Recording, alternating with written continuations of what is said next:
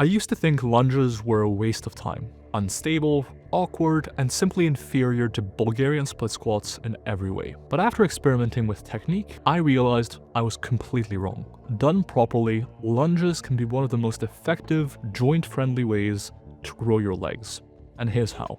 See, I used to think that lunges were genuinely a bad option for hypertrophy. By comparison to the Bulgarian split squat, lunges are unstable for one. I commonly see lifters tipping over or ending a set not because they actually got to failure, but rather because the movement is awkward enough to cause you to tip over. And any limiting factor to an exercise that isn't the muscle's local ability to produce force likely limits growth somewhat. Meanwhile, on the flip side, I thought the Bulgarian split squat was more stable and just better in that regard. The second comparison where I thought the lunge just kind of fell short was that it reduces stretch on target muscles. Indeed, the rep is over when your knee touches the ground. And the way nearly everyone performs lunges, that is not a maximum glute stretch, it's around 90 degrees of knee flexion, so you're likely not getting maximum quad stimulus, glute stimulus, or adductor stimulus. Compare that to a Bulgarian split squat where you can at least get deeper before the knee touches the ground. So this just led me to say that the Bulgarian split squat is better than the lunge in all aspects. But in this video, I'll show you why the lunge can be a phenomenal exercise if you avoid some common mistakes. Let's address the first issue of lunges, which is that they're relatively unstable.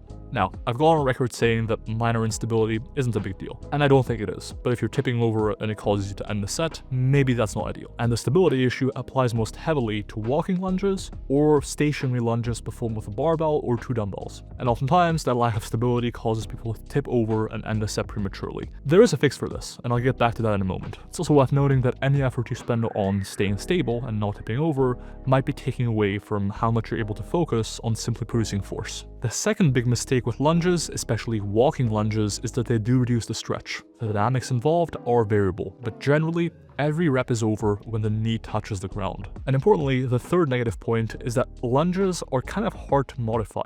All in all, I thought the Bulgarian split squat was just a better option. More stable, it allows for more individualization, including more stretch, and it is a great movement.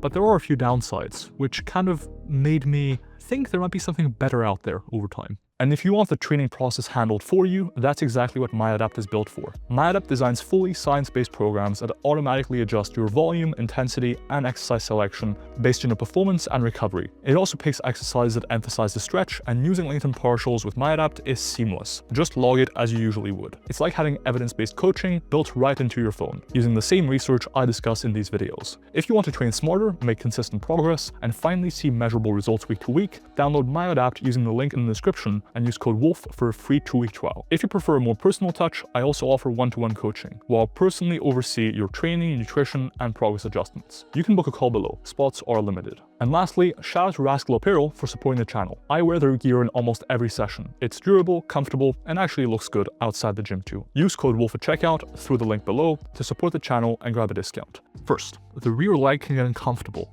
due to rectus femoris being stretched at both the knee and the hip for the rear leg. As a result, many lifters get a bit uncomfortable in their hip for the rear leg after doing these. Additionally, the Bulgarian split squat also does require a bench to perform, or split squat pad, which few people have access to. Getting an adjustable bench in a busy gym can be a pain, and it can also be a pain to get that bench close to something stable for support. And finally, the way most people do Bulgarian split squats, they often also need front foot elevation to get a full range of motion in.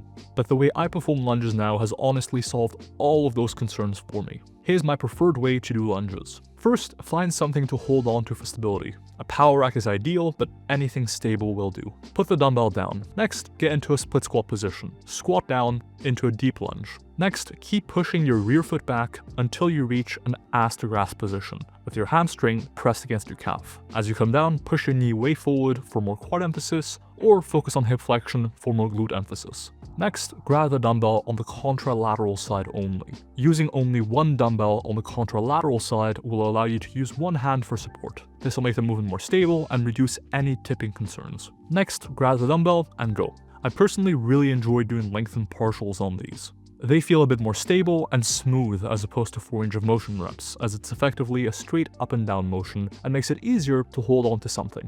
Honestly, alongside pistol squats, these are the only compound movement I perform for my quads, glutes, and adductors.